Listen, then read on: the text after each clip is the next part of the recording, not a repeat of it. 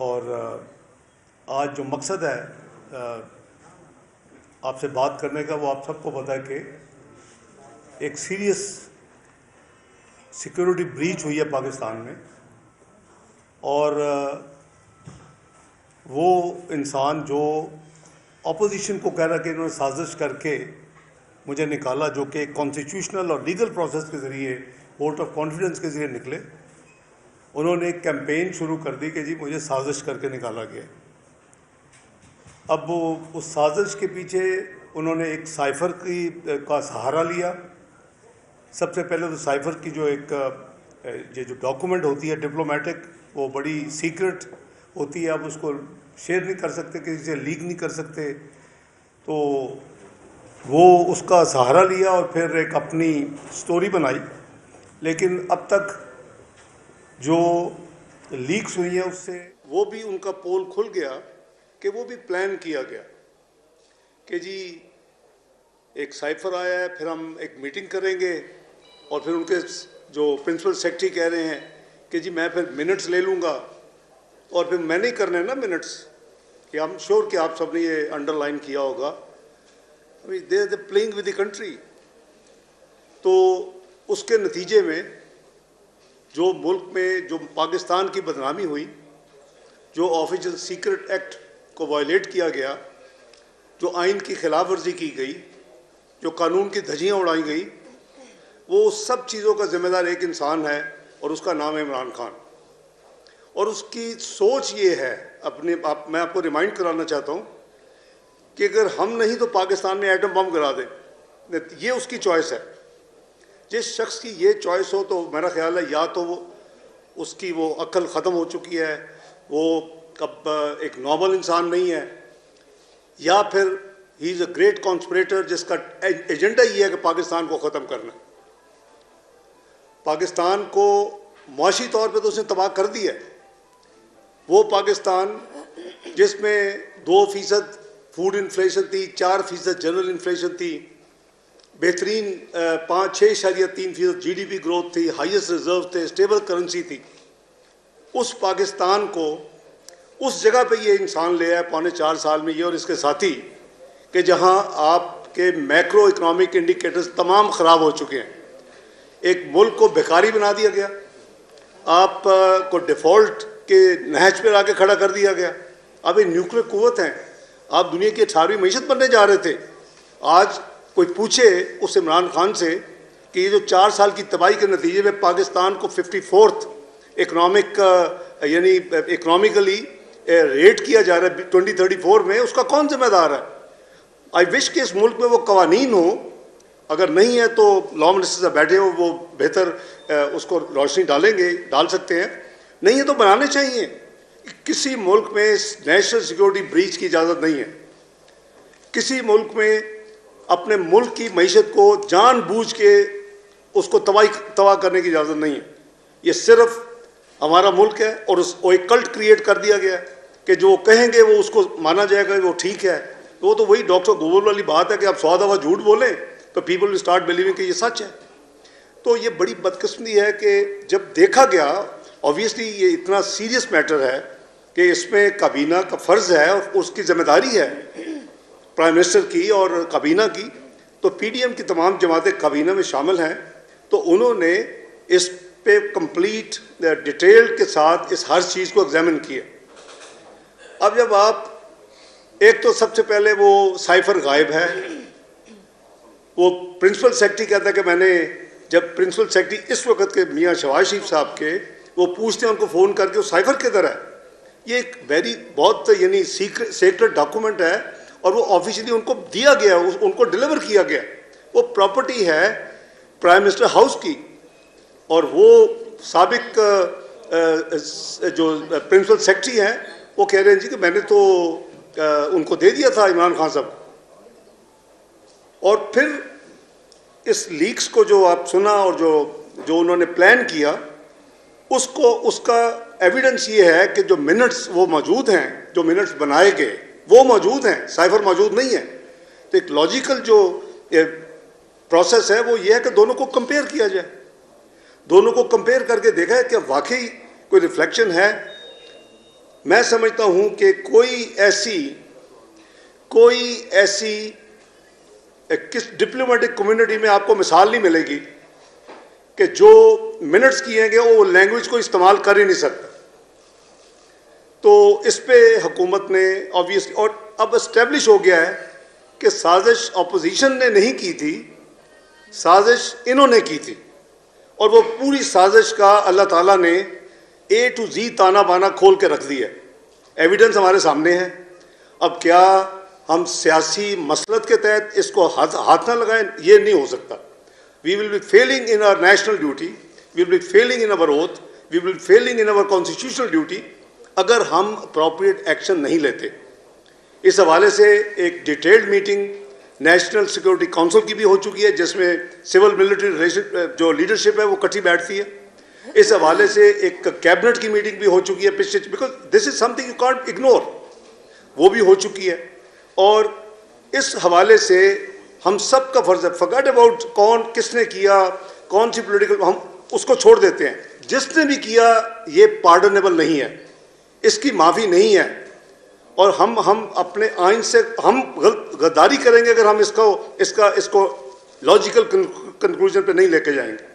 तो फैसला यही है कि इसका हम पूरी तरह अपनी नेशनल जिम्मेदारी जो आइन कानून देता है, जो ऑफिशियल सीक्रेट एक्ट में है, जो आपके कानून में है, आपके आइन में है, जो आपके ओथ में है, उसकी रोशनी में इसको आगे लेके जाया जाएगा। और इस पे मैं रिक्वेस्ट करूंगा अपने साथियों को, वाइस प्रेसिडेंट मरियम नवाज साहब हैं, जनरल सेक्रेटरी साहब हैं, राना सनाउल्लाह साहब हैं, परवेज़ रशीद साहब हैं, आज़म तारड़ साहब हैं, मरियम औरंगज़ेब साहब हैं, कि मैं अब I think I will give floor to Maryam Nawaz Sharif साहबा को। आप ज़रा रिमाइंड कराने के, आई एम श्योर आपने सब ने सुनी है, बट अब ज़रा आप ऑडियो मरियम औरंगज़ेब साहब आप ज़रा चलवा दें ज़रा। चलिए फिर एक मिनट, लंबी तो है नहीं।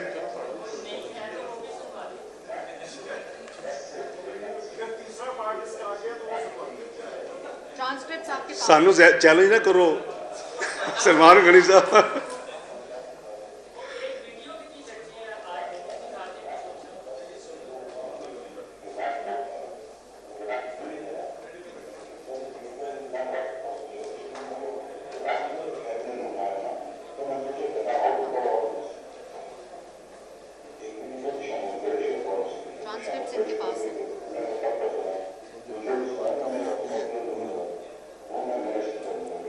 शादर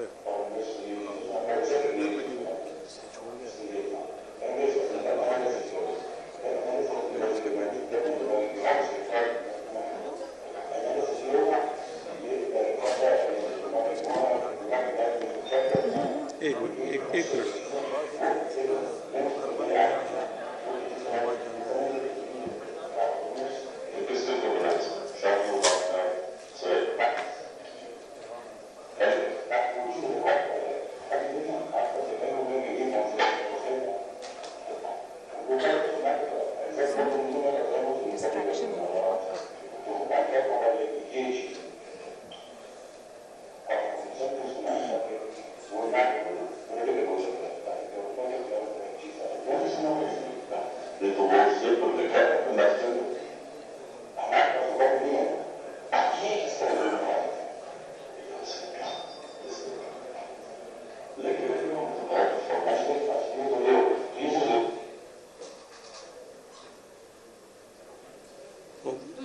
दूसरी भी चला दें।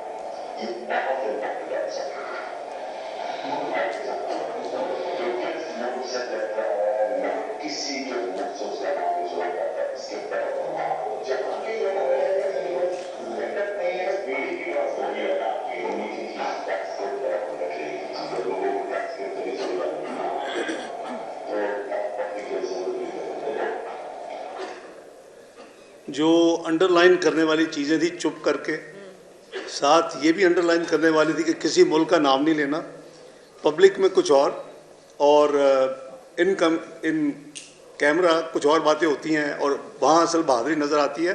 Before I hand over the floor to Maryam Nawaz Sharif साहिबा, I let me tell you कि जो 4 साल का, करीबन 4 साल का जो गन था, जो तबाही है, आप सब माशाल्लाह जी शऊर लोग हैं, बड़े बड़े मैं देख रहा हूँ माशाल्लाह एक्सपर्ट यहाँ बैठे हुए हैं, जिसमें मुआशी एक्सपर्ट्स भी हैं आप में से जो कमर्शियल रिपोर्टिंग कॉमर्स की करते हैं।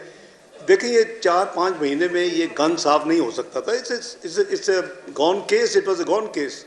सो आई मस्ट कॉम्प्लीमेंट के जो मियाँ शहबाज शरीफ ने जो कोशिश की है, दिन रात एक किया है, उनकी टीम ने दिन रात एक किया है, और फिर अब मुझे भी इस खिदमत के लिए दावत दी और मैं भी आके ज्वाइन किया है। ये हमारी पूरी कोशिश होगी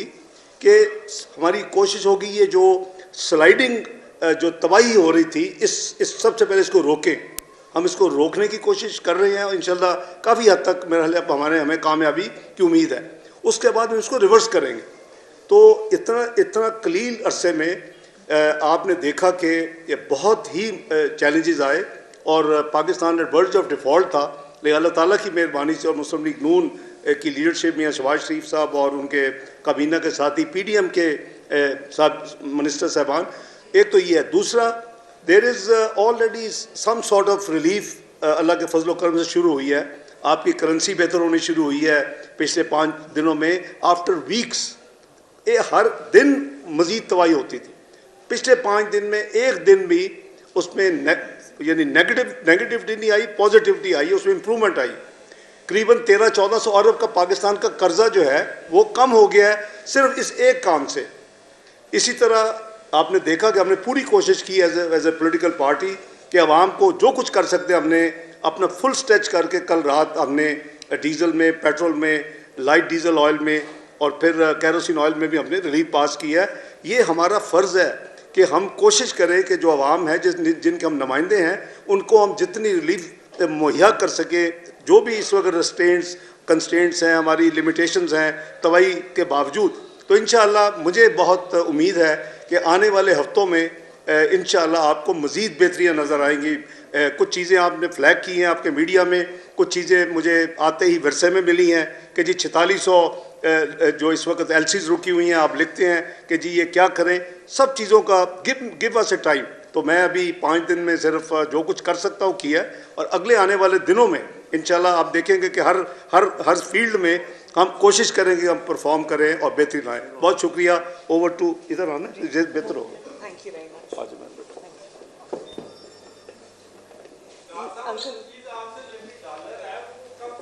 ये जब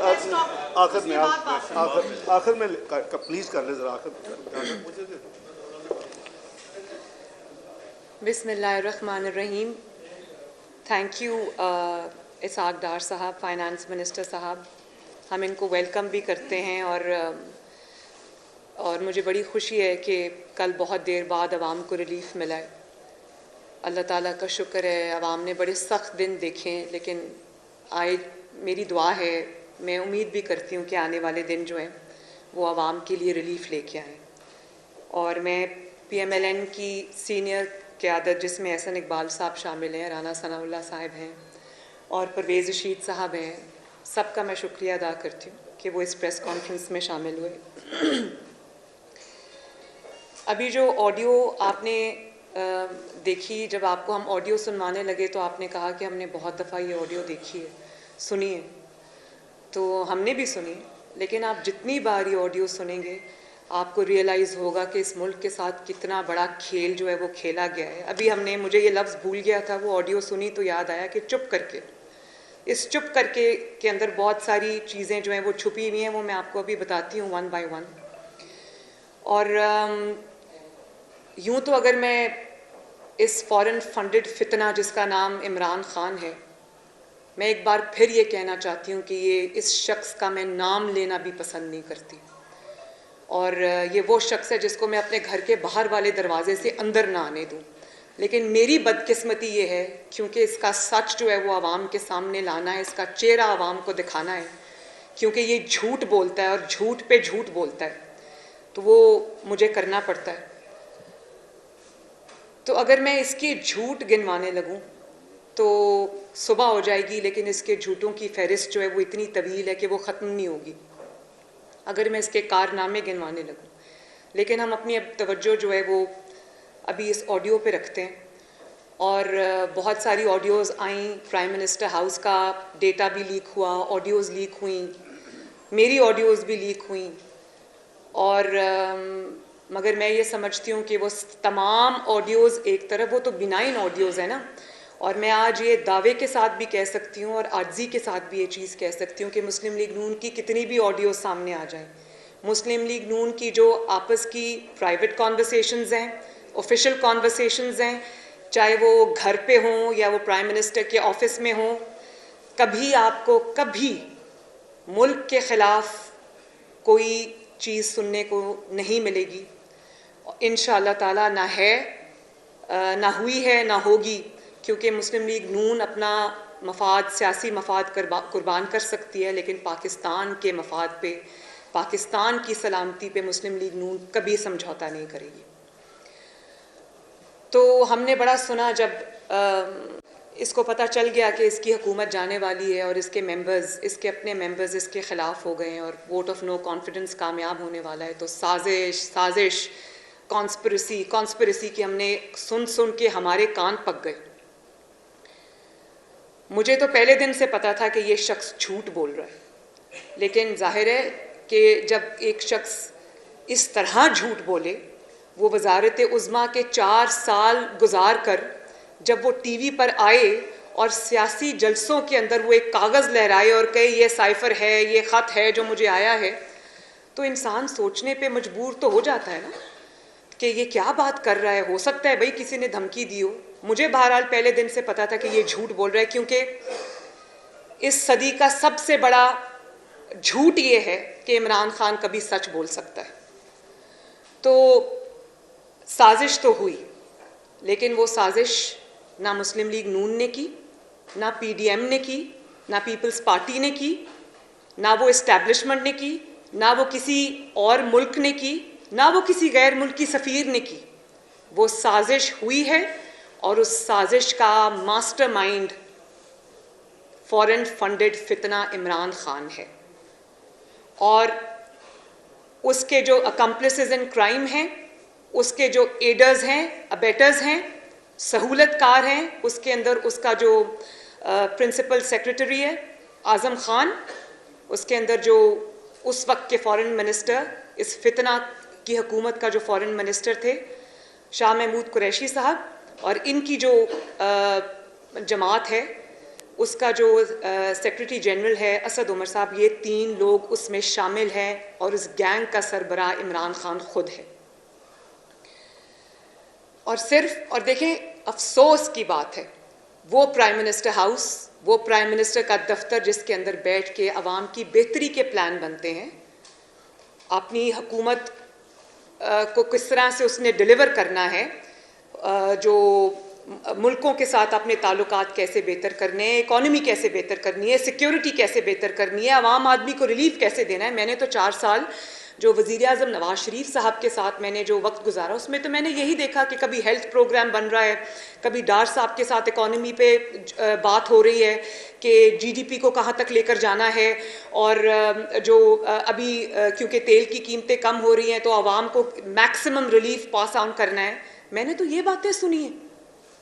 मुझे तो पता नहीं था कि अवाम के जो नुमाइंदा है उसके दफ्तर में बैठकर, पाकिस्तान के हाईएस्ट ऑफिस में बैठकर कोई वज़ीर आज़म, भले वो जाली वज़ीर आज़म हो, वो मुल्क के ख़िलाफ़ साजिश के ताने बाने बुनेगा। और फिर सिर्फ साजिश नहीं हुई, ये सिर्फ एक कॉन्स्पिरेसी थ्योरी नहीं थी कि मुझे मुल्क से मुझे वज़ारत उज़्मा से निकाल रहे हैं, या मेरा वोट ऑफ नॉन कॉन्फिडेंस जो है वो कामयाब होने जा रहा है। ये टैंपरिंग हुई है, ये इससे ज़्यादा सीरियस बात हुई है कि आप कहते हैं एक साइफर आया है, तो वो आप उसको कह रहे हैं कि चुपके से वो जो साइफर है उसको अवाम को क्या पता। असद उमर ने, इतना क्रेडिट मैं असद उमर साहब को देती हूँ कि उन्होंने कहा कि सर ये कोई लेटर तो नहीं है, ये तो ट्रांसक्रिप्ट है। ट्रांसक्रिप्ट का लोगों को क्या पता, साजिश बनाओ ना। जैसे बेगम साहिबा ने फरमाया था कि अरसलान बेटा सब कुछ साजिश में छुपा दो, गद्दारी में छुपा दो। जो कोई हम पे तनकीद करे, चाहे वो तोशा खाना हो, फॉरेन फंडिंग हो, कुछ भी हो, कहो जी ये तो गद्दारी के साथ लिंक कर दो। तो खुद उन्होंने भी यही किया प्राइम मिनिस्टर्स ऑफिस में बैठकर। आपने पाकिस्तान के इतने सेंसिटिव डॉक्यूमेंट के साथ आपने टैंपरिंग की, आपने जालसाजी की, आपने उसको बदला। और अभी जैसे डार साहब ने आपको बताया और कल कैबिनेट मीटिंग में भी ये बताया गया कि वो साइफर जो है उसकी ओरिजिनल कॉपी है मिनिस्ट्री ऑफ फॉरेन अफेयर्स में, और उसका जो वो था कॉपी थी वो वजीर आजम हाउस से गायब है। जहां आप 2000 पानी की बोतलें मिनरल वाटर जाते जाते, बड़ा सुना था ना, एक डायरी लेके गए और चुपके से निकल गए। 2000 मिनरल वाटर की बॉटल्स जैसे आप उठा के ले गए, इसी तरह आप साइफर की कॉपी भी उठा के ले गए, क्योंकि आपने टैंपरिंग की थी, क्योंकि आपने जालसाजी की थी, आपने उसको तब्दील किया था। और आपने ये सोचा कि अवाम तो बेवकूफ़ है, चुप करके ये कर दो, लोगों को क्या समझ आएगी। इससे आपने पाकिस्तान की जो इज्तमाही दानिश है, पाकिस्तान की जो इज्तमाही अकल है, समझ है, फहम फरासत है, उसको आपने उसकी तजलील की है। आपको माफ़ी मांगनी चाहिए पाकिस्तान के अवाम से, और सबसे ज़्यादा माफ़ी आपको अपनी जमात से मांगनी चाहिए, जिनके सामने खड़े होकर आपने वो झूठा ख़त लहराया और झूठ बोला साजिश का, और उन्होंने मान लिया। उनके बारे में अब मैं क्या बात करूं। और आज वो कह रहे हैं कि बात ज़रा सुने तो सही, मतलब शैतानी ज़ेन की इख्तरा के साइफर तो है ना।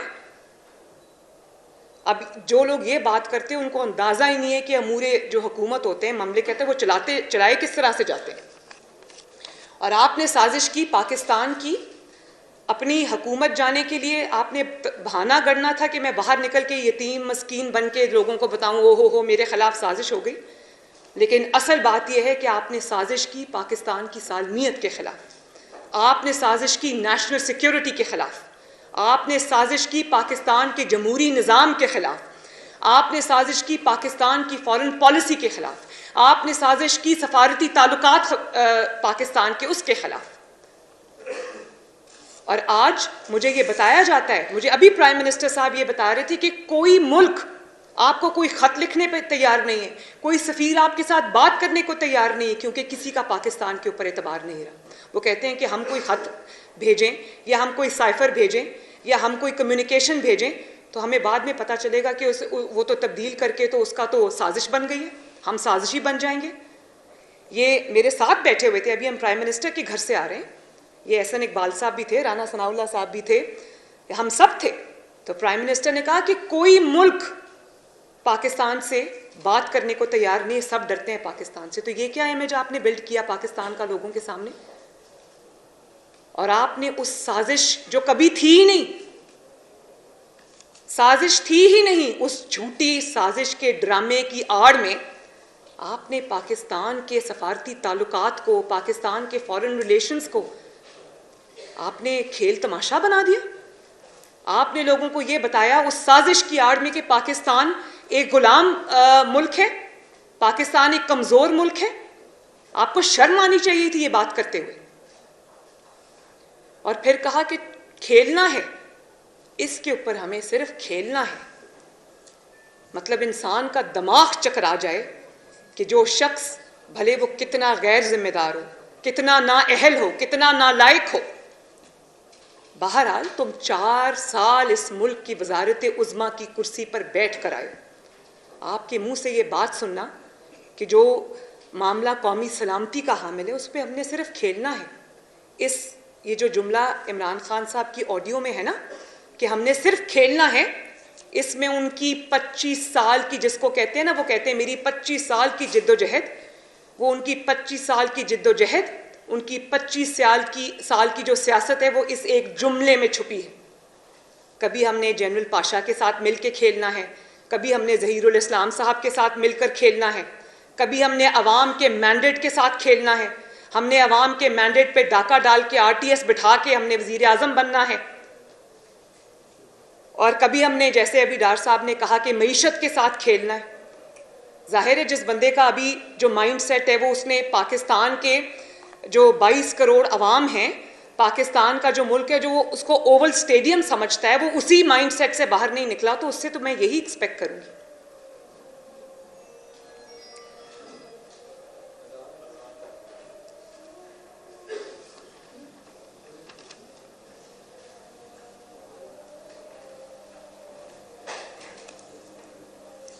अजान हो रही है, हो जाए।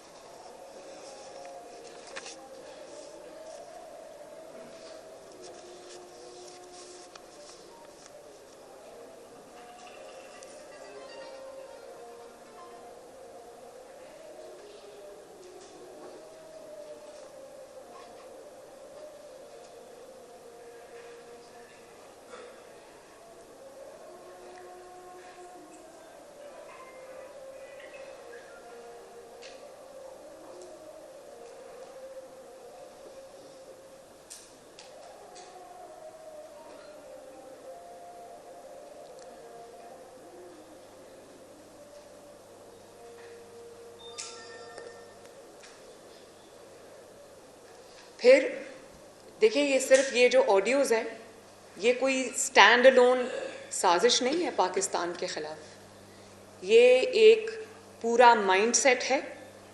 इस फितना के ख़िलाफ़ पूरी डोसियर है, पूरी फ़र्द जुर्म है, जिसके अंदर आप ये देखें, फॉरेन फंडिंग के केस से आप शुरू हो जाएं कि जो शख्स पाकिस्तान को डिस्टेबलाइज करने के लिए, पाकिस्तान के अंदर फितना पैदा करने के लिए, पाकिस्तान के अंदर इंतशार पैदा करने के लिए जो शख्स बाहर से डॉलर्स लेता हो, फिर उनके बारे में झूठ बोलता हो, और आप देखिए पाकिस्तान की दुश्मन कुव्वतों से इसको डॉलर्स आए, और बड़े आराम से तहरीक इंसाफ वाले कह देते जी कोई नहीं, कहीं से $80 आए, कहीं से $200 आए।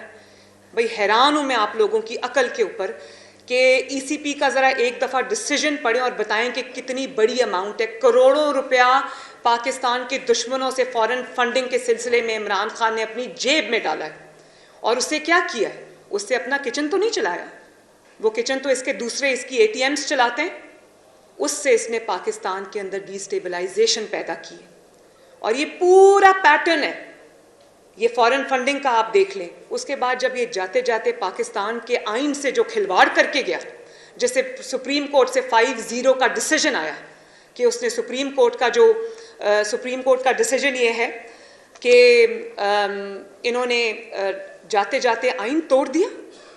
मतलब मैं मुकद्दम हूँ, आप ये नार्सिसिज्म देखें कि मैं हूं जो हूं, बाकी पाकिस्तान का आइन की कोई हैसियत नहीं है, पाकिस्तान के फॉरेन पॉलिसी की कोई हैसियत नहीं है, पाकिस्तान की स्टेबिलिटी की कोई हैसियत नहीं है। जो हूं मैं हूं, अगर मुझे इक़्तिदार नहीं मिलता तो मैं पूरी दुनिया में आग लगा के रख दूंगा। इस किस्म का जहन, शैतानी जहन, और इस शैतानी जहन के हाथों पाकिस्तानी कौम 4 साल से यरगमाल बनी हुई है, बल्कि 4 साल से ज़्यादा से यरगमाल बनी हुई है। और ये शैतानी जहन, ये फॉरेन फंडेड फितना पाकिस्तान के ऊपर 4 साल हुक्मरान रहा, पाकिस्तान के स्याह और सफ़ेद का मालिक रहा, कि आज भी हमें दिन रात मेहनत करनी पड़ रही है, लेकिन पाकिस्तान की मईशत को ये जिस जगह पहुंचा गया है, हम अभी भी उसको स्टेबलाइज करने के उस पोजीशन में नहीं आए। इंशाल्लाह हो जाएगी, लेकिन पाकिस्तान को कितना नुकसान पहुंचा है कभी किसी ने इसका अंदाज़ा किया? और फिर ये पैटर्न देखें, फॉरेन फंडिंग के अलावा आपने जाते जाते आइन तोड़ा, पाकिस्तान की सबसे बड़ी अदालत से आपके खिलाफ फैसला आया कि आपने आइन शिकनी की है, वो बच के चुप करके निकल गया। और अब अभी इससे पहले जो ऑडियोज आई थी शौकत तरीन की और इसके मिनिस्टर्स की, जो कह रहे थे कि IMF की ट्रांश आने वाली है पाकिस्तान को, पाकिस्तान के पास, तो ख़त लिख दो ताकि इनको ये पैसे ना मिले। आपको अंदाज़ा भी है अगर पाकिस्तान को वो पैसे ना मिलते, अल्लाह करे वो दिन आए नवाज शरीफ के दौर की तरह जब वज़ीर ख़जाना इसहाक डार थे कि पाकिस्तान की IMF से जान छूट गई थी। हम कोई खुशी खुशी IMF के साथ डील नहीं कर रहे, ये डील इमरान खान करके गया था और जिसको फ्लाउट भी करके चला गया जाते जाते, जिसकी वजह से पाकिस्तान को श्रीलंका बनने में चंद ही कदम का फासला था। तो ये बचाया है अल्लाह के फजल करम से इस मुल्क को, और आगे भी लेकर जाएंगे, इस मंझधार से इंशाअल्लाह ताला निकाल लेंगे। लेकिन देखें तो सही एक शख्स की करतूत कि उसने किया क्या है, और आज उसका इतना हौसला कि वो खड़े होकर पाकिस्तान के जो आने वाली नस्लें उनसे खिताब करता है। उस दिन एक कॉलेज में यहाँ पर GC यूनिवर्सिटी में गया हुआ था, कल मैंने सुना है या आज पता नहीं, वो KPK में कहीं खिताब कर रहा था और उनको ये कह रहा था बताओ किसने की है साजिश। तो बच्चों को पता चल गया किसने की है साजिश। पाकिस्तान के अवाम के जहन में तुम झूठ भर रहे हो, नफरत भर रहे हो, साजिश भर रहे हो। अल्लाह करे कि अब ये अगर किसी कॉलेज में जाए तो बच्चे इससे पूछें कि ये ऑडियोज क्या हैं, कि मुल्क के साथ खेलो, चुप करके ऐसे कर दो, किसी को क्या पता चलेगा। ये नाम ना लो, अच्छा ये भी नाम ना लो कि लोगों को दर्स दे रहा है कि हमें आज़ादी चाहिए, हमने ये करना है वो करना है, हम गुलाम नहीं हैं, लेकिन नाम ना लेना। खबरदार किसी ने नाम लिया, गलती से भी नाम नहीं लेना, और नाम गलती से मुंह से जब निकल गया तो कहता ओ हो नहीं नहीं, ये वो मुल्क नहीं है, कोई और मुल्क है। मतलब खेल तमाशा। और सिर्फ ये कि नाम नहीं लेना, जब नाम ले दिया तो उसके बाद वहां से $25,000 पे आपने एक लॉबिंग फर्म हायर कर ली अमेरिका से, जो और वो अमेरिकन की फर्म है, जिसको इसलिए हायर कर लिया गया कि अमेरिका से इमरान खान साहब के ताल्लुकात बेहतर करा दें। और वो जो फर्म है वो क्यों हायर की है, वो क्या कह रहे होंगे वहां जाके अमेरिकन को कि जी गलती से बच्चे के मुंह से नाम निकल गया, गलती हो गई, माफ कर दें, सियासत खेल रहा था, कोई बात नहीं, बच्चों के जहनों से खेल रहा था, सियासत में ये करना पड़ता है, गलती हो गई, माफ कर दें। है तो वो आपका ताबेदार ना, है तो आपका फर्मा बरदार, कोई बात नहीं, गलती हो गई, जाने दें। वो लॉबिंग फर्म और क्या कर रही है? मुझे आप ये बताएं कि किसी मुल्क ने, आप कहते हैं अमेरिका ने आपके खिलाफ साजिश की, कोई मुल्क आपके खिलाफ साजिश कर ले तो आप क्या उससे जाके माफिया मांगेंगे? उसमें लॉबिंग फर्म हायर करेंगे, उसके सफीरों को बुला के मिलेंगे? पाकिस्तानी कौम को, पूरी पाकिस्तानी कौम को अमेरिका के खिलाफ नारे लगाओ, बाहर के मुल्कों में अमेरिका के खिलाफ नारे लगाए, और अंदर बैठ के क्या कह रहे हैं, नाम ना लेना अमेरिका का। ओहो हो, मतलब आपने पाकिस्तानी कौम को बेवकूफ समझ रखा है। क्या समझा है आपने कि वो आपके जो जमात में लोग बैठे हैं उनकी तरह उनकी अकलों पे भी पर्दे पड़े हुए हैं, उनकी आंखों पे भी पर्दा पड़ा हुआ है। जिस तरह टीवी पे तकरीर में जो जज मोहतरमा थी ज़ेबा, उनको इसने ललकारा, बदतमीजी की। मुझे तो पता है इसका तो काम ही, इसकी तो ट्रेनिंग ही ऐसी हुई हुई है, ख़वातीन पर जुमले कसना, जुमलेबाजी करना। तो वही इसने जज ज़ेबा के साथ किया। और फिर वहाँ कल मैंने देखा जाके कहता है कि मुझसे गलती हो गई है, मुझे माफ़ कर दे। अगर कोई ऐसी, मतलब जिस गलती पे आप पकड़े जाएं वहाँ पर आप माफ़ी मांग लेंगे, जो गलती पकड़ी ना जाए उस पर वो गलती ठीक है। जज ज़ेबा वहाँ पर तशरीफ़ नहीं रखती थी। मेरा ख्याल है कि उनको भी किसी ने बताया होगा कि एक ऐसा शख्स आ रहा है जो ख़वातीन के बारे में ये ख्याल करता, खबरदार तुमने उससे बात की। तो घर वालों ने शायद ये कह के उनको हटा दिया हो वहाँ से। तो देखें, ये है इमरान का किरदार, ये है इस शख्स का चेहरा, ये है इस शख्स का बातिन। और मैं ऐसे ही इसको फितना नहीं कहती, मुझे पता था, मुझे कोई हैरानी नहीं हुई इन ऑडियो से। मैं इसका और भी इसको अच्छी तरह से जानती हूँ। पाकिस्तान की तारीख में बहुत सारे वज़राए आज़म आए और गए। उसके अंदर हमारे जो निगरान वज़राए आज़म थे, जमहूरी वज़राए आज़म थे, इलेक्टेड प्राइम मिनिस्टर्स थे, डिक्टेटर्स भी आए, लेकिन आज तक गद्दारी का लेबल किसी वजीर आज़म के माथे पर नहीं लगा जो गद्दारी का लेबल इमरान खान के माथे पर लगा है। फांसियां चढ़ गए वज़ीर आज़म, गोलियां खा गए, जलावतन हो गए, 2-2 बार उम्र कैद सुन ली और जलावतन हो गए, नाहक जेलें काटी, कैदें काटी, लेकिन जो बदनामी का, गद्दारी का दाग इसके चेहरे पे लगा है वो बेइज्जती किसी भी वज़ीर आज़म के हिस्से में नहीं आई। और तुम्हारा क्या ख्याल है कि जो 2-2 बार वज़ीर आज़म रहे हैं, 3-3 बार वज़ीर आज़म बने हैं, उनके सीनों में राज नहीं होंगे? उनको साइफर्स नहीं आते होंगे? जब नवाज शरीफ साहब ने एटमी धमाके करने का फैसला किया तो उनको भी धमकियां दी गई, उनको भी लालच दी गई, उनको भी थ्रेट्स आए, उनको भी साइफर्स आए होंगे। फोन तो आया, वो $5 अरब की जो इमदाद उन्होंने ठुकराई थी, तो उनको भी साइफर्स आए होंगे। ऐसा तो नहीं कि उनको कोई रिटन कम्युनिकेशन नहीं आई होगी, साइफर्स नहीं आए होंगे। फोन आ गया तो साइफर्स भी आए होंगे। लेकिन जो बात उन्होंने कही उसको कहते हैं एब्सोल्युटली नॉट। अब वो जो लोगों ने इसके कहने पर पीटीआई के कारकुनों ने एब्सोल्युटली नॉट के गाड़ियों पे स्टिकर्स लगा दिए थे, अब उनको पूछना चाहिए कि इमरान खान साहब उन स्टिकर्स का क्या करें? अमेरिका का नाम लेना है या नहीं लेना? और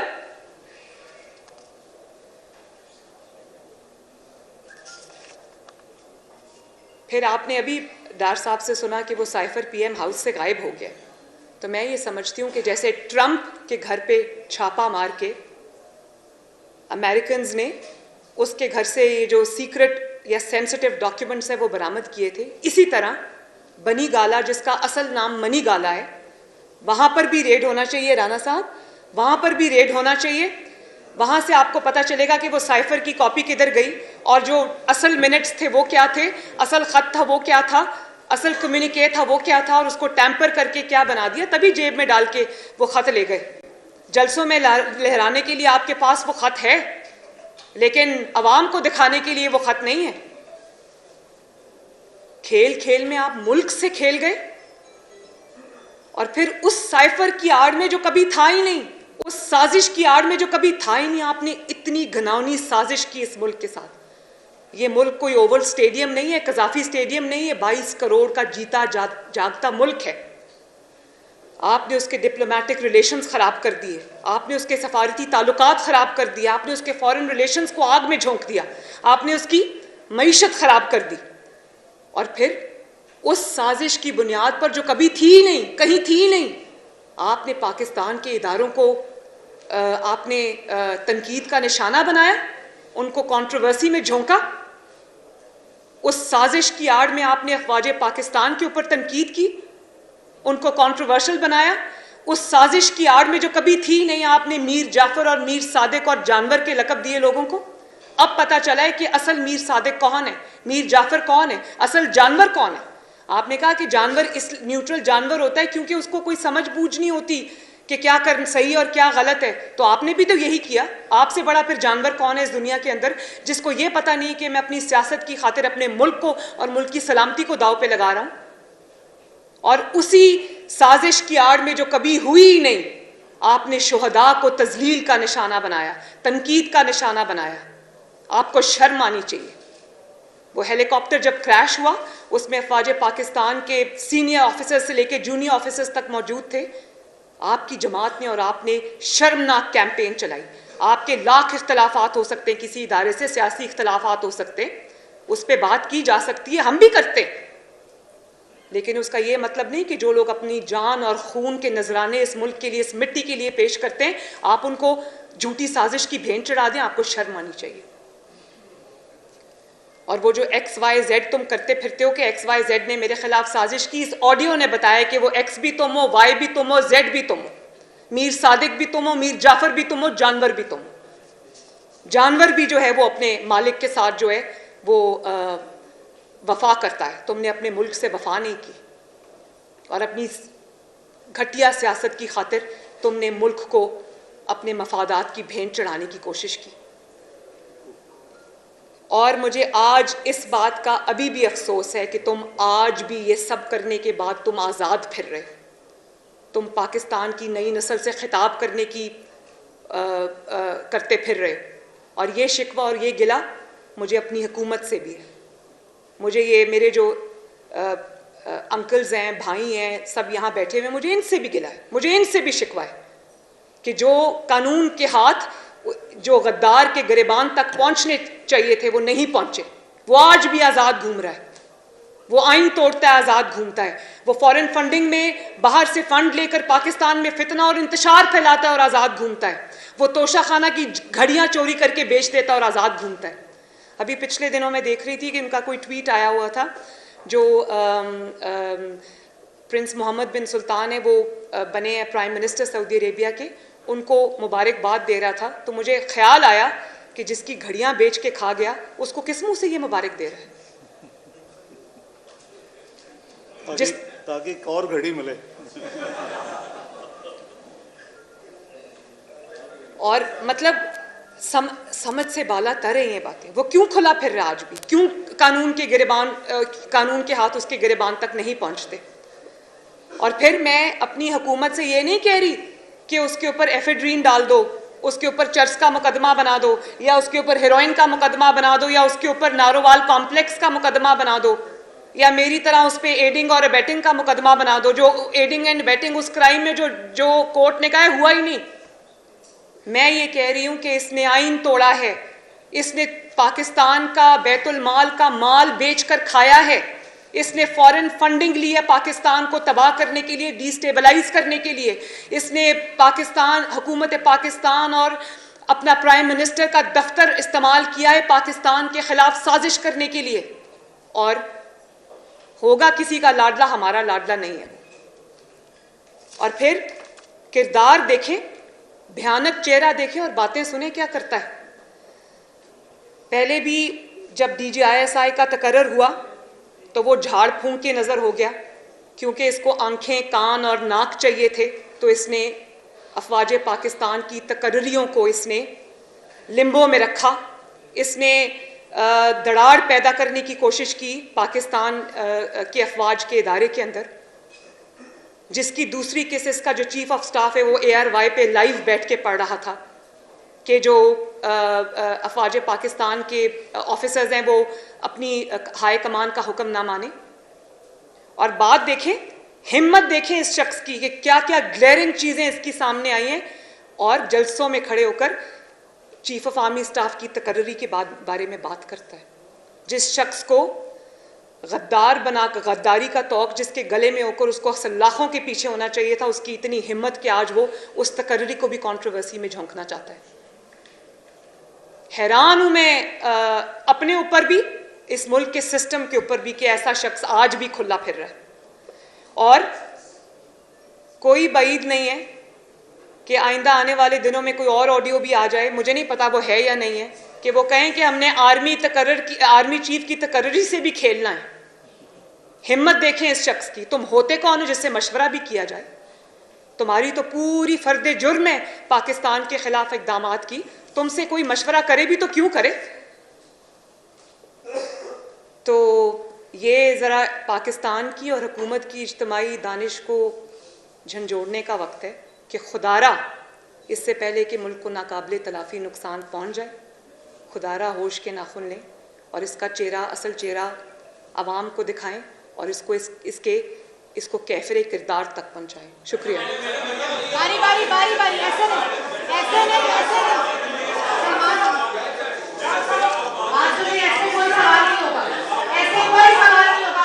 अच्छा उमर एक मिनट, उस्मान एक मिनट। आप सबको पता है कि मैं आखिरी सवाल का जवाब देने के बाद उठती हूँ, तो हौसले का, हिम्मत का मुजाहरा करें।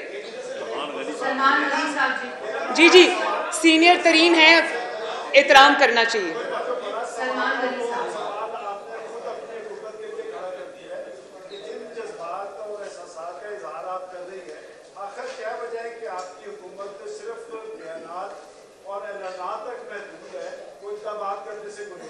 और ये बताएं कि ये जिस साइफर की आप बात कर रहे हैं कि क्या पाकिस्तान का सेक्रेटरी खारजा या खारजा ऑफिस जो है ये हुकूमत पाकिस्तान का पाबंद नहीं? उस वक्त के इलेक्टेड प्राइम मिनिस्टर को भी वो साइफर दिखाने से गुरेजा था और आज भी वो साइफर आपके खारजा ऑफिस में पड़ा है। अगर प्राइम मिनिस्टर हाउस से कोई चोरी हुआ है तो वो आपके खारजा ऑफिस में पड़ा है। क्या इसकी बुनियाद पर आप कुछ करने की सलाहियत रखती है या आपको अंदरूनी तौर पे या बैरूनी तौर पे किसी ने रोका है कि आप इस पे हाथ नहीं डाल सकते? दूसरा सवाल मेरा इसहाक डार साहब से। अच्छा, पहले मैं जवाब दे लूँ। आपने इतने सारे सवाल इकट्ठे पूछ दिए, अब तीसरा भी पूछने लगे थे। शुक्रिया सलमान गनी साहब, आपने बड़ी अच्छी बात की और मैं ये समझती हूँ कि जो कमेटी बनी है कल इसकी इन्वेस्टिगेशन के लिए, ये मामला इन्वेस्टिगेटेड है। इस मामले में इन्वेस्टिगेशन की ज़रूरत नहीं है। जो शख्स अपने मुंह से इतराफ़ कर रहा है कि हाँ मैंने ये गुनाह किया, हाँ मैंने पाकिस्तान की तकदीर से खेला, और खेलो और चुप कर जाओ, उसके बाद आपको इतराफ़ गुनाह के बाद आपको और क्या सबूत चाहिए? हाँ, एक रस्मी कार्रवाई होती है जिसमें आप उसको भी बुलाएं, उसकी बात भी सुने, जिसमें आप, क्योंकि आप मुजरिम को एक मौका देते हैं, उसकी भी बात सुने। आप जो आपके प्रिंसिपल सेक्रेटरी थे आज़म खान साहब, उनकी भी बात भी सुने कि आपने ऐसे गलत काम में उनको रोका क्यों नहीं, उनकी मावनत क्यों की, उनकी बात भी सुने। आप जो भी असद उमर साहब की बात भी सुने, शाह महमूद कुरैशी साहब की बात भी सुने। उनको एक एक मौका मिलना चाहिए, लेकिन जुर्म साबित करने की ज़रूरत नहीं है। वो ये ऑडियो सबूत है, वो अपने ज़बान से इतराफ़ कर रहे हैं कि हाँ हमसे ये गुनाह हुआ है और मेरा अपनी हुकूमत से गिला जायज़ है। मैंने तो कहा है कि किसी एक का ये लाडला होगा, जनूबी पंजाब के किसी जगह का लाडला होगा, हमारा लाडला नहीं है। और ये भी मैं बता दूं, ये उनका भी लाडला नहीं है। हर कोई अपना अपना खेल खेल रहा है, इमरान खान को इस्तेमाल कर रहा है जैसे उसने इमरान ने उसको इस्तेमाल किया।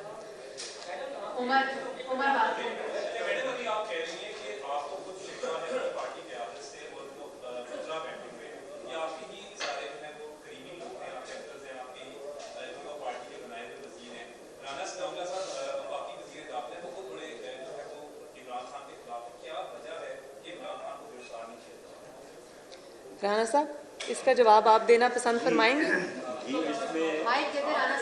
माइक दे दे,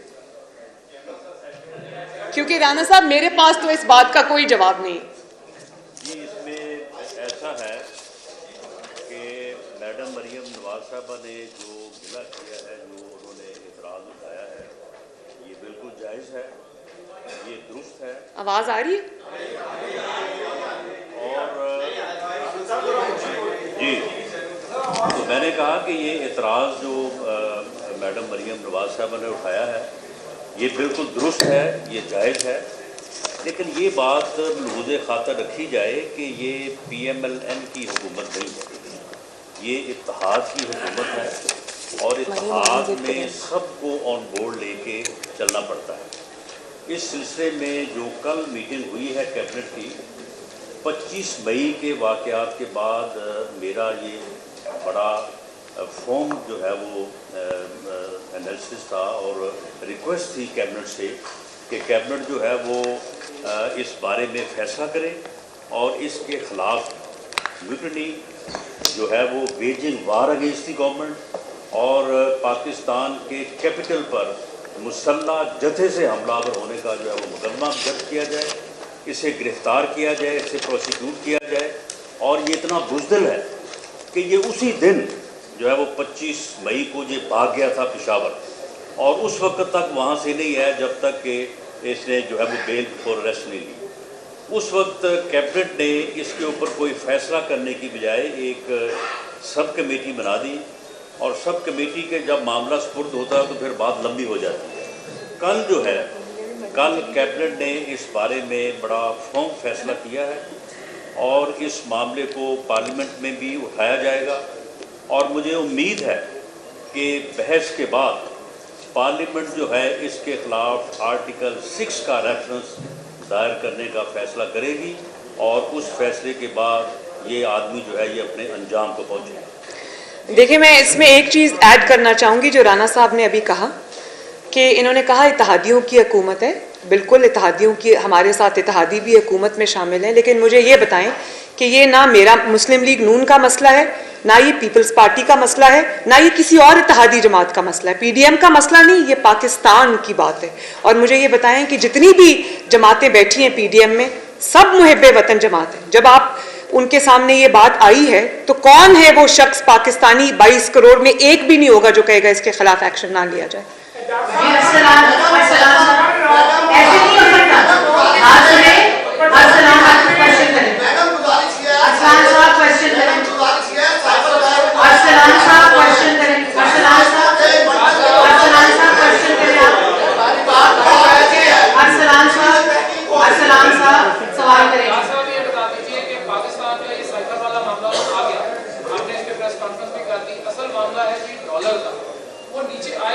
अंकल आज इसको आप साइकिल पे रखिए। 46% इन्फ्लेशन रेट जा चुका है। आम आदमी का जो मसला है जी, वो कब हमें खुशखबरी दे रहे हैं, ये तो चल रहा है आपका मामला। और राणा साहब ने क्लियर कर दिया कि मुकदमा भी हो सकता है, जुडिशियल कमीशन भी बन सकता है, आर्टिकल 6 की कार्रवाई भी हो सकती है। डॉलर के मामले के ऊपर जरा गाइड कर दीजिए जी कि कब नीचे आ रहा है और हमारे लिए मजीद खुशखबरी सख्ती हमारी कब नरमी में बदल जाए। मैं ब्रीफली जवाब देता हूँ जी। मेन जो आपने देखा कि ट्रेंड बदल चुका है। पिछले 5 दिन में एक दफ़ा भी उसकी जो रुपए की कदर में कमी नहीं आई, बल्कि हर दिन इजाफा हो रहा है। नंबर 1, इससे आपके करीबन 1300-1400 अरब के कर्ज़ों का हुजम भी कुछ 1 रुपया वापस किए बगैर कम हो गया है। आप बिल्कुल सही फरमा रहे हैं। ये मैं इसको कहा करता हूँ मदर ऑफ ऑल ईवल्स, और पर्टिकुलरली फॉर इकॉनमी, क्योंकि इसी वजह से इन्फ्लेशन हुई है। आप जो 47% की बात कर रहे हैं उसमें इम्पोर्टेड, बेसिकली उसका जो मेन मकसद है वो इम्पोर्टेड उसका कॉज है कि चूँकि आप हर चीज़ आप इंपोर्ट करते हैं उसका डायरेक्ट इम्पेक्ट होता है। इंशाअल्लाह इस ये रुपए की कदर में, अच्छा ये मैं भी पूरी जिम्मेदारी से कह सकता हूँ कि रुपए की कदर आर्टिफिशियल है। मैंने एक यानी एक्शन अभी तक एक एक्शन नहीं लिया, लेकिन उनको याद है कि 98-99 में उनके साथ क्या हुआ था। जो स्पेकुलेटर हैं, जो इस मुल्क की करेंसी में अपने चंद करोड़ों या चंद अरबों के लिए इस मुल्क को हज़ारों अरब में डबो देते हैं, तो इसलिए इंशाअल्लाह it will be dealt with. मेरा ख्याल है कि उन्होंने वॉलंटरली जो मार्केट मुझे दिखा रही है, उन्होंने एक्शन शुरू कर दिया है। अभी मैं सिर्फ वॉच कर रहा हूँ, लेकिन हम तमाम देखें, ये हमारा फ़र्ज़ है और मैं आपको जिम्मेदारी से बता रहा हूँ कि रुपए की असल वैल्यू ये नहीं है, ये अंडर वैल्यू है। इसको इससे ज्यादती की गई है, इसमें खेल खेला गया है और हम उनको नहीं छोड़ेंगे। जी जी जी जी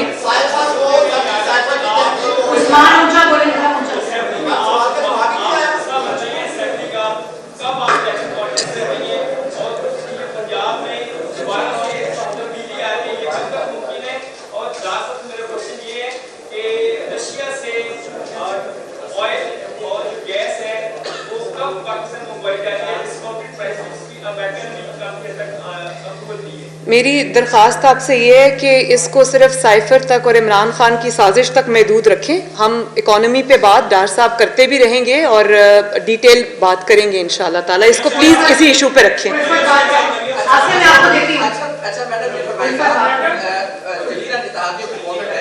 लेकिन क्रेडिट और डिसक्रेडिट आम आदमी की नजर में मुस्लिम लीग नून के लिए वो कौन से लोग हैं जो आपकी और नेशनल साहब की आर्टियो भी लीड करते हैं? ये आर्टियो भी लीड वो कौन लोग हैं, ये कौन से हैं, ये कहां से हैंडल हो रहे हैं? एक सेकंड पहले इसका जवाब सुनने। मुझे इसमें कोई शक नहीं है कि ये इमरान और उसके कोच की कारस्तानी है। कोई हैकर नहीं है, कोई हैकिंग नहीं हुई, कोई बताऊं? हाँ, इतने तो आप भी नहीं कि आपको नाम ना पता हो। तो मुझे इसमें कोई शक नहीं है, कोई हैकर नहीं है, कोई डार्क वेब के ऊपर कुछ नहीं है। ये सब फ्रॉड है और ये सब जो है वो इन्हीं की कारस्तानी है।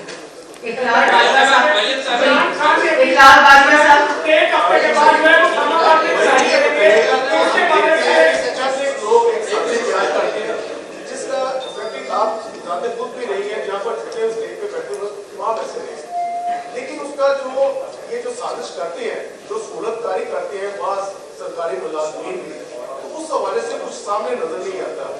कुछ ऐसे पाकिस्तान में ये सिलसिला पे दर पे होता रहता है।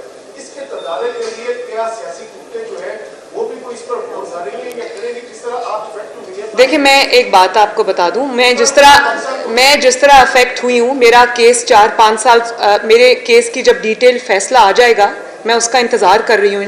जब इंशाअल्लाह आ जाएगा उसके बाद मैं आप लोगों से उसके बारे में डिटेल बात करूँगी। लेकिन मैं आपको एक बात बताऊँ, 4-5 साल या 6 साल हो गया पनामा को आए हुए, मुझे कोई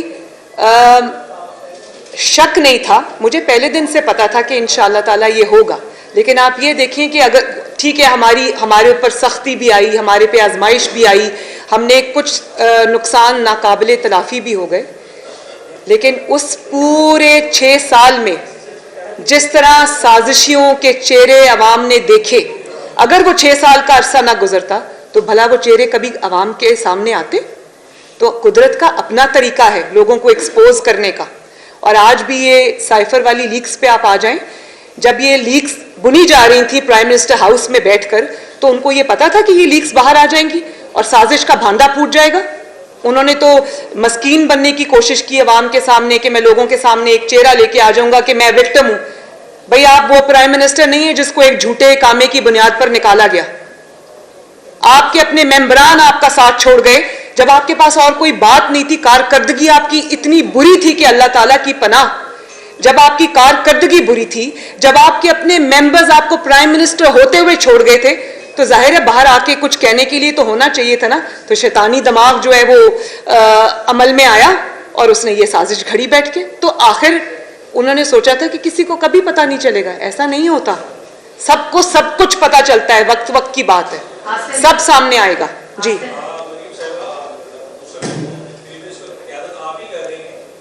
अच्छा,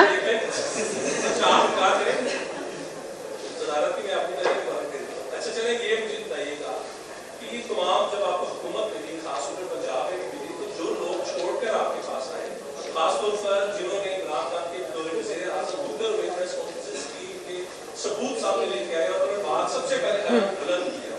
आज उनके खिलाफ कार्रवाइयां हो रही हैं, उनकी निजी जिंदगी को डिस्कस किया जा रहा है, उसको रिव्यूट किया जा रहा है, उनके छापे पड़ रहे हैं, पुलिस रेड कर रही है। पंजाब में बड़ी अलीफ खान साहब का नाम ले लेता हूँ, उसका दिगर लोग नहीं है, उनकी सोसाइटी पर झूठे मुकदमे किए जा रहे हैं।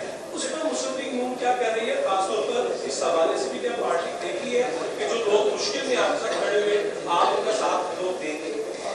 देखिए, बात तो ये है कि जो जब वो इमरान खान साहब के साथ थे, यहीं से उनकी बात पता चल जाती। बात दूध का दूध पानी का पानी हो जाता है कि जब वो इमरान खान साहब के साथ थे, जब इमरान खान साहब उनके जहाज इस्तेमाल कर रहे थे, उनके पैसे इस्तेमाल कर रहे थे, उनके खर्चे पे पार्टी चला रहे थे, तब उनके अंदर कोई बुराई नहीं थी, तब उनको कोई मुकदमा नजर नहीं आया।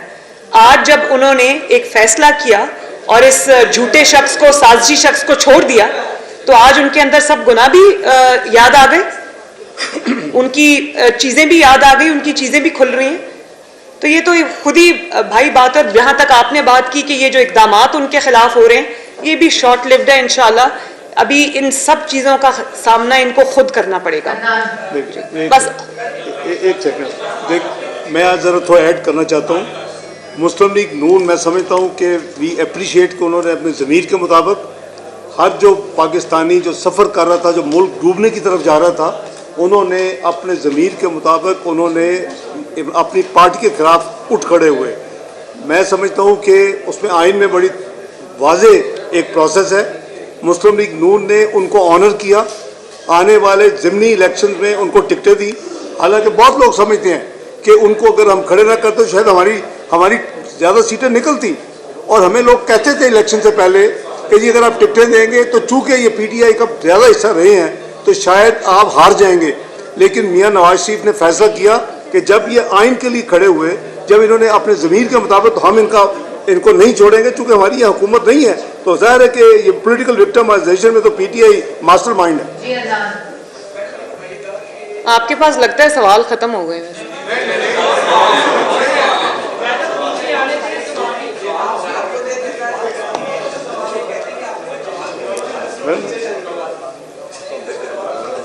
अदनान, इसका जवाब मैं वैसे कोर्ट के बाहर दे भी चुकी हूँ कि जो मेरे दामाद की मशीनरी आई थी भारत से, वो इमरान खान साहब के दौर में आई थी, वो मेरे दौर में नहीं आई। तो इमरान खान साहब जो कहते हैं कि मरियम को शर्म आनी चाहिए, शर्म इमरान साहब को आनी चाहिए। हालांकि उसकी जायज़ आई है, उस वक्त इंपोर्ट खुली थी, तो वो इमरान जब प्राइम मिनिस्टर था तब आई थी। और मैंने बिल्कुल, प्राइम मिनिस्टर खुद कह चुके हैं, शहबाज शरीफ साहब खुद कह चुके हैं कि ना मैंने उनसे कोई सिफारिश की, ना मैंने उनसे कोई कहा। उन्होंने कहा कि ये कानून अब बदल गया है तो एप्लीकेशन विड्रॉ कर ली गई, किसी ने जिद नहीं की। जी, मंसूर अली खान साहब, ये मेरा मुल्क है, इसके कानून का एहतराम मुझ पे वाजिब है। मंसूर अली खान जी, ये जो ऑडियोज के ऊपर पूरी प्रेस कॉन्फ्रेंस हुई है, इसका असल जो पॉइंट है वो ये है कि पब्लिक डोमेन में कोई और पोजीशन ली जाती है, कमरों के अंदर कोई और पोजीशन। हाँ, लेकिन ये भी हकीकत है कि आपकी अपनी भी ऑडियो लाई है और उसके अंदर ये नजर आया है कि मिर्जा इस्माइल साहब के हवाले से पब्लिक डोमेन में हमें बताया जाता है बड़े जबरदस्त जमहूरियत नाम है। आपकी ऑडियो में पता लगता है कि नहीं, उनकी तो बड़ी शिकायतें आ रही हैं, उन्होंने बड़ा जीना हराम किया था, बड़ा तंग किया था। अब मेरा पॉइंट ये है कि ये सारा कुछ जो कुछ हो रहा है सियासी मंजरनामे में, असल बात जो है वो हम सब जानते हैं कि अगले 2 महीने में एक बड़ी इंपॉर्टेंट डेट, एक बड़ी इंपॉर्टेंट तायनाती आ रही है। उस हवाले से आप पब्लिक डोमेन में भी ये पोजीशन देती रही है कि आप एक्सटेंशन को गुनाह समझती हैं, क्या बंद कमरों में भी आप यही समझती हैं? बड़ा अच्छा आपने सवाल पूछा। अब मैं आपको ये बता दूं कि मेरी पब्लिक में भी वही स्टेटमेंट्स होती हैं। I was the only one जिसने कीमतों को अपोज किया था। मेरी गवर्नमेंट मुझसे नाराज़ भी हुई, मुझे गिले शिकवे भी हुए, आप विटनेस हैं इस चीज़ की। जब कीमतें बढ़ाई गई तो मैं उसके साथ खड़ी नहीं हुई, और उसी के बारे में मैंने प्राइम मिनिस्टर से उस ऑडियो में बात की थी।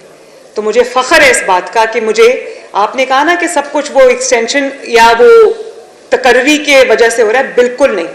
ये सब इसलिए हो रहा है कि हुकूमत का एक ही मकसद है, मेरा एक ही मकसद है कि जब अगर हम हुकूमत में हैं तो हम आवाम को रिलीफ दें, इस मुल्क की खिदमत करें। और मेरी ऑडियो में भी यही बात थी जब मैं प्राइम मिनिस्टर से ये कह रही थी, और मेरी ट्वीट पर जो पूरी दुनिया में करोड़ों लोगों ने देखा, मेरी ट्वीट में भी यही बात थी। मेरी बात में कोई डबल स्टैंडर्ड नहीं है। मैं बल्कि घर पे इससे ज़्यादा सख्त बात करती हूँ। सियासी मजबूरियाँ होती हैं, आपको मीडिया पे आकर आपको बड़ी प्रॉपराइटी के डोमेन में रहकर बात करनी पड़ती है, within the bounds of propriety. तो मैं वो करती हूँ, लेकिन जब हम आपस में बैठते हैं तो हम आवाम के लिए जो रिलीफ की बात है, मैं उसमें बहुत सख्त बातें कर जाती हूँ। आज भी करके आई हूँ, बाय द वे।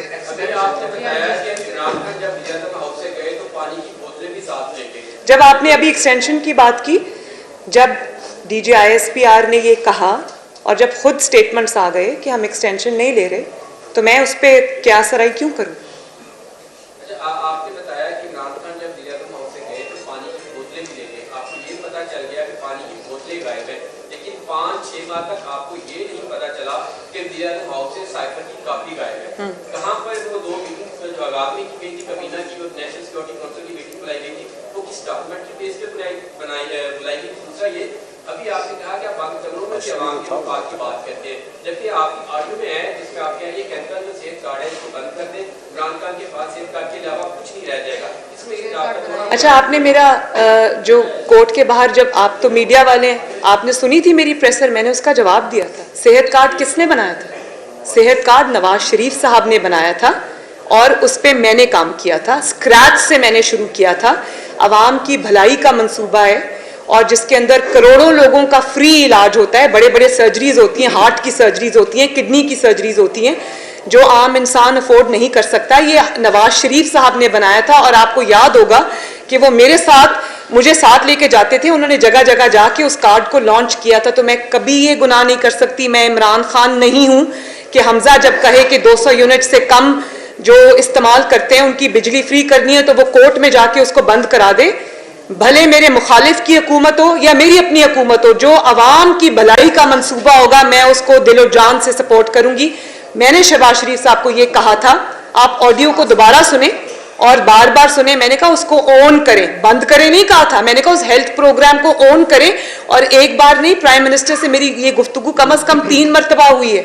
मैंने कहा उसके अंदर जितने भी लकूनस हैं उनको आप प्लग करें, उसके अंदर जितनी भी पिलफरेज हो रही है इमरान के ज़माने में, जो पैसा खाया जा रहा था, इसको रीडिज़ाइन करें ताकि अवाम को उनका हक मिले।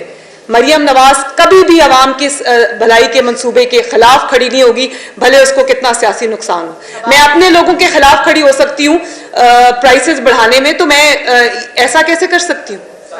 मैं बताता, मैं जो मुझे जी प्लीज, मैं अर्ज कर रहा हूँ। एक सेकंड नहीं, मैं जवाब प्लीज, जवाब कंप्लीट कर लें। डार साहब की बात सुन लें, उसके बाद सवाल लेते हैं जी। आपका सवाल ये था कि 2000 बोतलें तो नज़र आ गई, एक साइफर नज़र नहीं आया। 2000 बोतलें इसलिए नज़र आ गई, एक तो वो फिजिकली नज़र आनी चाहिए, इतना ज़्यादा क्वांटिटी सामने है। जब आप पहले दिन वहाँ जाए तो आपको पानी ना मिले तो फिर दूसरी क्वेरी होगी पानी किधर है। तीसरा ये है कि साइफर कुछ फ्लोट नहीं कर रहे होते, they are in the best closet of the ministry. ये ज़्यादा लोगों को डिस्ट्रीब्यूट भी नहीं होते। Is the most secret document of another country के मतलब you can not play with it. ये सिर्फ 2-3 बंदों को जाती है, प्राइम मिनिस्टर को जाती है, फॉरेन ऑफिस भेजता है और सबकी वही ड्यूटी है तो उसको कैसे करना है। हमें इसकी उस वक्त अच्छा, इससे अलावा हमारी गवर्नमेंट आने से पहले इमरान खान की गवर्नमेंट में नेशनल सिक्योरिटी कमेटी में ये साइफर डिस्कस हुआ। ये मैं आपको जिम्मेदारी से बता रहा हूँ। इस पर इस्टेब्लिश किया गया कि देयर इज कोई उसमें साजिश नहीं है।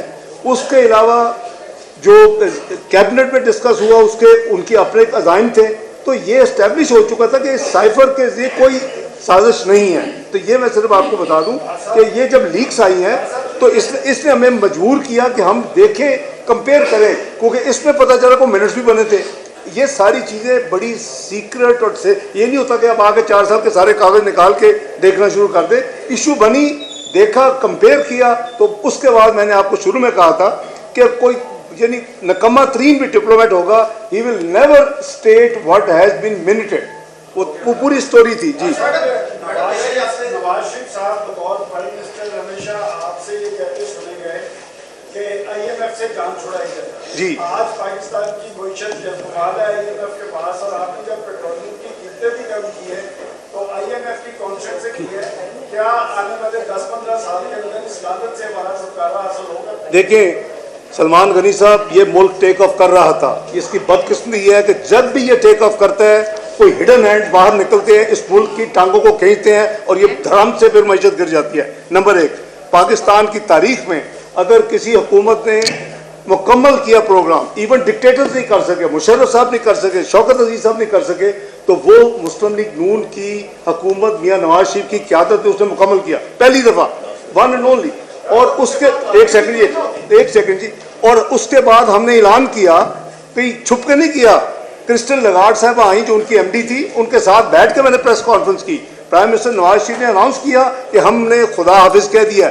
अगर आप अपनी मईशत को उससे उधर आगे उसी डायरेक्शन में लेके जाते और इस मुल्क में एडवेंचर्स ना होते पनामा जैसे, तो आई कैन अश्योर यू, एक को तो आपको IMF के बाद जाने की जरूरत नहीं।